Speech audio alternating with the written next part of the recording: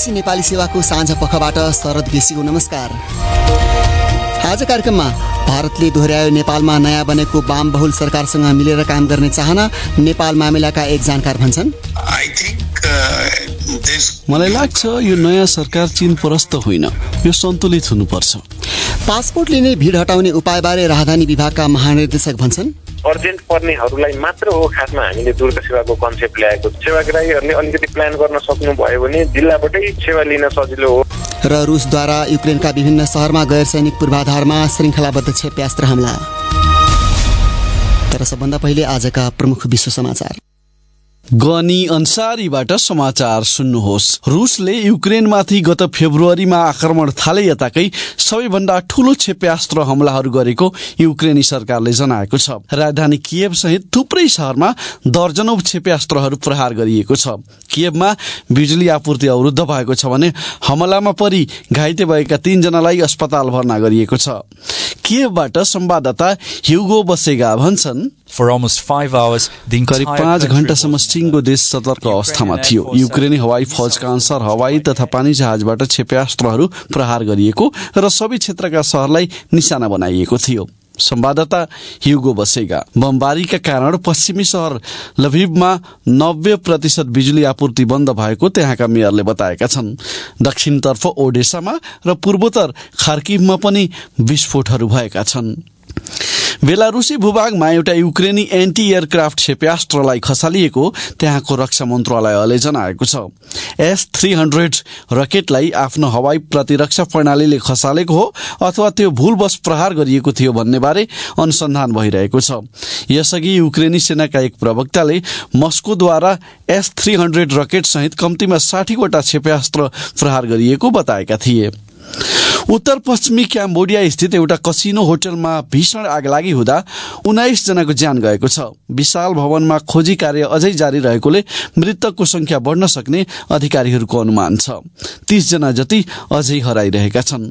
Grand diamond city होटलमा एका बिहानै आगलागी सुरु भएको थियो।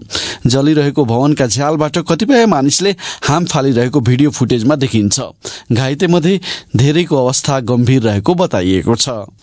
मुलुकको पर्यटन उद्योग पुनरुत्थान गर्ने प्रयासमा श्रीलंकाको दोस्रो ठूलो अन्तर्राष्ट्रिय विमानस्थल पुनः सञ्चालनमा ल्याइएको छ। मस्कोबाट 400 भन्दा बढी पर्यटक बोकेको रुसको रेड विङ्स विमान हाम्बन्टोटा शहर स्थित विमानस्थलमा अवतरण गरेको हो।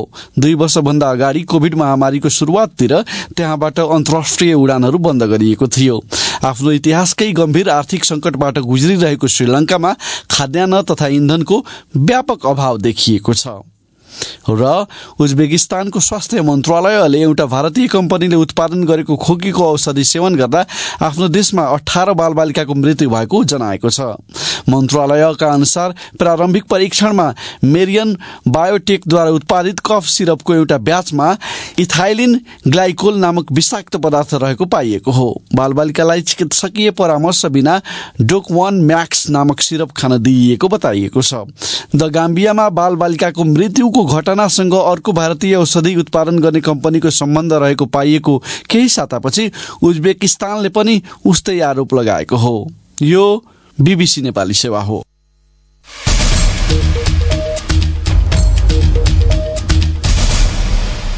साँझपखमा तपाईलाई स्वागत छ। दक्षिणी छिमेकी भारतले नेपालमा बनेको माओवादी नेतृत्वको वाम बहुल सरकारसँग मिलेर काम गर्ने इच्छा दोहोर्याएको छ। कतिपय भारतीय सञ्चार माध्यमले चीनिया चाहनामा नेपालमा वामपन्थी नेतृत्वको सरकार बनेको अर्थ लगाइरहँदा विदेश मन्त्रालयका प्रवक्ताले दुई देशबीच सम्बन्ध अघि बढाउन भारतले मिलेर काम गर्ने बताएका हुन्।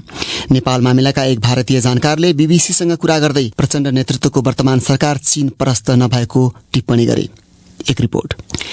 भारतीय विदेश मन्त्रालयमा आयोजित नियमित पत्रकार सम्मेलनमा प्रवक्ता अरिन्दम बागचीलाई नेपालमा नयाँ बनेको सरकारबारे प्रतिक्रिया मागिएको थियो। उनले नेकपा माओवादी केन्द्रका अध्यक्ष प्रचण्ड प्रधानमन्त्री बने लगत्तै भारतीय प्रधानमन्त्री नरेन्द्र मोदीले बधाई दिएको र जवाफमा मिलेर काम गर्ने चाहना प्रचण्डले प्रकट गरेको प्रसंग प्रस्तुत गर्दै भने, देखिए हमारे दोनों देशों में ये जो हेर्नुस्, हामी दुई देशबीच जुन अद्वितीय र अनौठो सम्बन्ध छ त्यसलाई बढाउन नेपालको नयाँ सरकारसँग मिलेर काम गर्ने आशा हामीले राखेका छौं र काम गर्छौं। हामी बीच सांस्कृतिक र ऐतिहासिक सभ्यताको गहिरो सम्बन्ध छ। नेपाल मामिलाका एक भारतीय विज्ञले नयाँ सरकारले खास गरी 3 वटा कुरामा ख्याल गरिदियोस् भन्ने भारतले चाहेको बताए। भारतीय सेनाका अवकाश प्राप्त जनरल अशोक मेहताले हाम्रा साथी फणिन्द्र दाहालसँगको कुराकानीमा चीन र भारत बीच 40-50 वर्ष यता कहिल्यै पनि अहिलेको जस्तो सीमा तनाव नभएको बताउँदै भने यो पूर्ण रूपमा नयाँ स्थिति हो। भारत र चीन बीच गम्भीर सीमा विवाद रहेको कुरा नेपालले महसुस गर्नुपर्छ भन्ने भारत चाहन्छ। त्यसैले नेपाल सरकार सन्तुलित हुनुपर्छ। मलाई लाग्छ यो नयाँ सरकार चीन परस्त सरकार होइन। दोस्रो कुरा उनले नेपालको जलविद्युत परियोजनामा प्रतिस्पर्धा मार्फत ठेकेदार छनौट गरिनुपर्ने बताए, न कि राजनीतिक रूपमा। विगतमा कतिपय चिनिया कम्पनीले ठेक्का पाएको तर्फ उनको संकेत थियो। पूर्व जनरल मेहताले भने तेस्रो कुरा तराईमा चिनिया उपस्थितिप्रति भारतीय संवेदनशीलता सम्बन्धी प्रश्न हो। त्यस प्रसंगमा उनले निजगढ काठमाडौँ द्रुत मार्गको काममा नेपाली सेनाले चिनिया कम्पनीलाई काम दिएको विषय प्रस्तुत गरे। उनका भनाइमा भारतले त्यसप्रति आपत्ति जनाउँदै पुनर्विचार गर्न आग्रह समेत गरेको थियो। उनले वर्तमान सरकार गठनका एक अगुवा नेकपा एमालेका अध्यक्ष केपी शर्मा ओलीले आफ्नो कार्यकालमा भारतसँग उत्पन्न तिक्तता पछि हटाएको भन्दै वर्तमान सरकारको सम्बन्ध पनि भारतसँग सुमधुर नै रहने विश्वास प्रकट गरे। अर्को विषय, काठमाडौँमा रहेको राहदानी विभागबाट राहदानी लिनै शास्ति भोग्नु परेको सेवाग्राहीले गुनासो गर्दै आएका छन्। त्रिपुरेश्वर स्थित विभागबाट राहदानी लिन बिहान सबेरैदेखि मानिसहरू लाइन बस्न थालेको देखिन्छ। प्रधानमन्त्री पुष्पकमल दाहाल प्रचण्ड नेतृत्वको मन्त्री परिषदको पहिलो बैठकले ती लगायतका समस्या अन्त्य गर्ने निर्णय गरेको थियो। यसै सन्दर्भमा हामीले विभागका महानिर्देशक सुरेन्द्र कुमार यादवलाई पुसको ठिर्याउने चिसोमा राहदानी लिन बिहानैदेखि सेवाग्राहीहरू लाइन बस्नुपर्ने अवस्था किन भनेर सोधेका थियौं। बिहानैदेखि राहदानी बनाउनको लागि यहाँ भिडभाड लाइन बस्नु पर्दैन। सेवाग्राहीहरूलाई हामीले एउटा अनलाइन फर्म भरेपछि अपोइन्टमेन्ट डेट र टाइम दिन्छौँ। सेवाग्राहीहरू आफ्नो सम्बन्धित डेट र समयमा आउनु भयो भने उहाँहरू लाइन बस्नै पर्दैन। जस्तो हाम्रो कार्यालय 10 बजेदेखि खुल्छ, 10 बजे जसको अपोइन्टमेन्ट छ उहाँ 9:30 मा मात्र आए हुन्छ। बेलुका 4 बजे जसको अपोइन्टमेन्ट छ त्यो व्यक्ति त बिहानै आएर लाइन बस्नु पर्दैन। अब हाम्रोमा कहिलेकाहीँ कस्तो हुन्छ भने भ्याली बाहिरका सेवाग्राहीहरू कोही आउनु भयो भने नाइट बसबाट ओर्लेर अथवा केही भयो त्यो राजधानी बनाउनु छ भने त्यो दिन पालो नआउला कि भन्ने डरले होला। म सेवाग्राहीहरूलाई के आग्रह गर्न चाहन्छु भने आफ्नो समयमा मात्र आइदिनुहोस्, त्यही भएर तपाईँहरूलाई धेरै शास्ति हुँदैन। अनलाइन फर्म भरेर अपोइन्टमेन्ट पाएपछि बल्ल आउने, तर कतिपयको गुनासो के छ भने तपाईँहरूको सर्भरै खुल्दैन, रातभरि ढुकेर बस्नुपर्ने हुन्छ। 12 बजे 1 बजे राति बल्ल खुल्छ अनि बल्ल अनलाइन फर्म भरेपछि अपोइन्टमेन्टका कुरा आउँछ। अनलाइन अपोइन्टमेन्टको के छ भने राति 12-1 बजे त होइन। जस्तो हामीले सूचना निकालेका छौँ, पहिला चाहिँ हामीले 11 बजे गर्थ्यौँ र अहिले चाहिँ 3:30 बजे गर्न थालेका छौँ। त्यो के भएर हो भने यहाँ चाहिँ माग अत्यधिक धेरै छ। सर्भरको पनि एउटा क्यापासिटी हुन्छ। अहिले हाम्रो प्राविधिक क्यापासिटी कति हो भने प्रति सेकेन्ड 2500 जना मान्छेले पोर्टल भिजिट गर्न सक्नुहुन्छ। त्यो एकैचोटि गर्न खोज्दा पोर्टलमा समस्या आउँछ। भनेपछि प्रति सेकेन्ड 2500 भन्दा बढी मान्छेहरूले खोल्न खोजेका हुन्। हो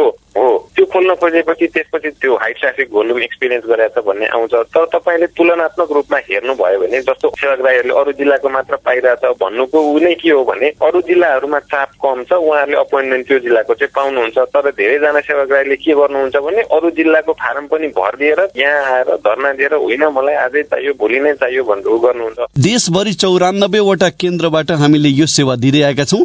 त्यो हुँदाहुँदै यही भिड हुनुको कारण चाहिँ के यहाँले देख्नुहुन्छ? सेवाग्राहीहरूमा चाहिँ हामीले एउटा सूचना चाहिँ होइन तपाईँहरूको राजधानी चाहिँ बनेर आफ्नो आफ्नो जिल्लामा 15 देखि 21 दिनमा, अब पहाडी जिल्लाहरूमा केही गाह्रो होला त्यहाँ चाहिँ 25 देखि 30 दिन लाग्ने गरेको छ। राजधानी विभाग बाहेक आधा भन्दा कम जस्तो नियमित सेवामा तपाईँहरूले आफ्नै जिल्लाबाट गर्नुभयो भने 5000 रुपियाँमा 15 देखि 21 दिनमा आफ्नो जिल्लामा आउँछ भने त्यहाँ नै सेवाग्राहीहरू कुर दिनुभयो, आफ्नै जिल्लाबाट आवेदन दिनुभयो भने राजधानी विभागमा चाप कम पर्थ्यो, उहाँहरूलाई पनि सजिलो हुन्छ। जस्तो धनुषाको मान्छे आफूसँग अनलाइन अपोइन्टमेन्ट छैन भने किन काठमाडौँ दौडेर आउने? 35औं दिनमा पालो छ भने किन तपाईँ दोस्रो तेस्रो दिनमा यहाँ आएर यो जाडोमा खर्चिलो छ काठमाडौँ अनलाइन सेवा भनेकै तपाईँले जताबाट पनि भर्न सक्नुहोस् भन्ने त हो नि। यहाँ आएर यहाँ लाइन बसेर साइबरमा धाएर हुने त होइन। जिल्लाबाटै पाइन्छ भने जिल्लाबाट गर्नुहोस्, तर प्लानिङ चाहिँ हुन पर्यो भन्ने हो क्या हाम्रो चाहिँ। अनि यहाँहरूले राजधानी विभागबाट कति दिनमा दिनुहुन्छ?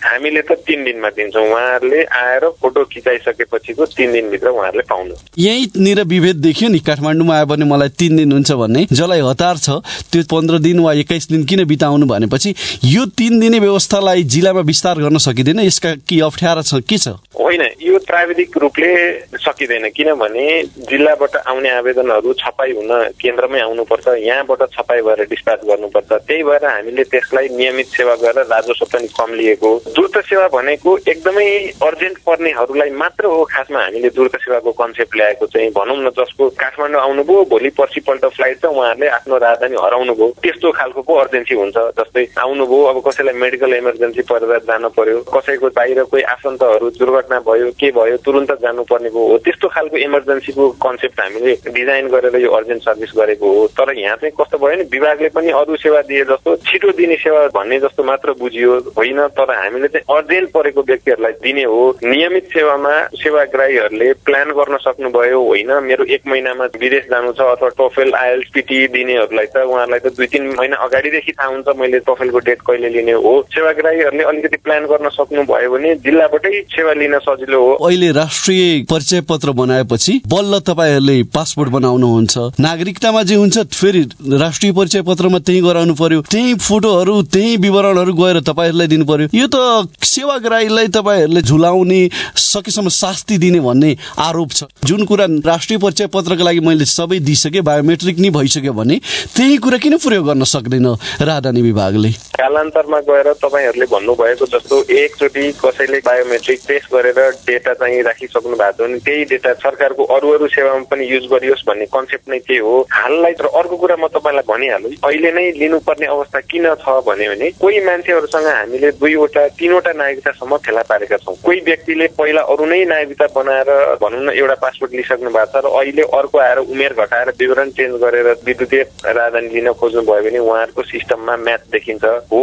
त्यो एक लेभलको डेटा चाहिँ हजुरको सेनिटाइज भइसकेपछि मान्छेसँग 2-3टा आइडेन्टिटी डकुमेन्ट नभइसकेपछि त्यसपछि चाहिँ हामीले त्यो युज गर्न सक्छौँ। तपाईँहरूले भन्नुभएको जस्तै हामीले सरकारी सेवा अथवा दिनुपर्ने पब्लिक सर्भिसेसहरू इन्टिग्रेट गरेर लाने नै कन्सेप्ट हो। तर एक खालको त्यो बेसिक डकुमेन्टको सेनिटाइजेसन भइसकेपछि अथवा त्यो डेटा अलिक क्लियर भइसकेपछि मान्छेसँग दोहोरो तेह्रो नागरिकताको समस्याहरू भइसकेपछि चाहिँ त्यो युज गर्न चाहिँ सकिन्छ। तर अहिलेलाई त्यस्तो खालको समस्याहरू देखा परेकोले हामीले यता राजधानीमा लिइसकेको बायोमेट्रिकलाई एगेन्स्ट राष्ट्रिय परिचय पत्रको बायोमेट्रिकसँग बाँधेर व्यक्ति भेरिफाई गर्छौँ। त्यो भएर हामीले पनि बायोमेट्रिक लिनु परिरहेको छ र राष्ट्रिय परिचय पत्रमा पनि बायोमेट्रिक दिनु परिरहेको छ।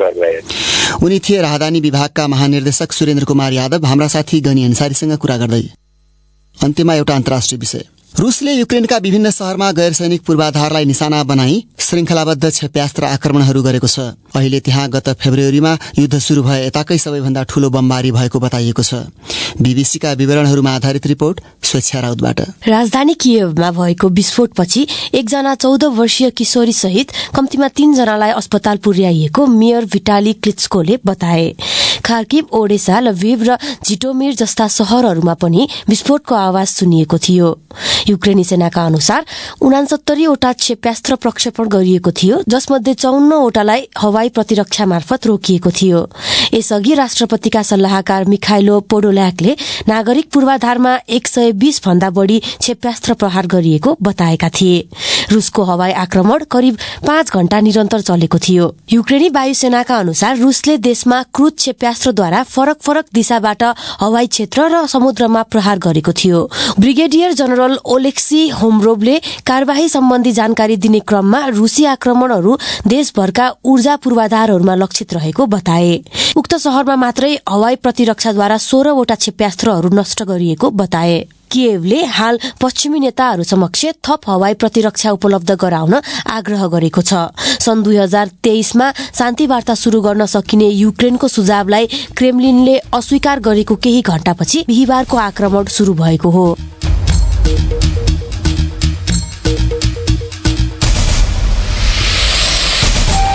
हस् त यसका साथै बीबीसी नेपाली सेवाको साँझ पख यहीँ सकिन्छ। भोलि बेलुकी 9:15 बजे हामी फेरि उपस्थित हुने नै छौँ। त्यतिन्जेलसम्मका लागि हामी सबैलाई बिदा दिनुहोस्। नमस्कार।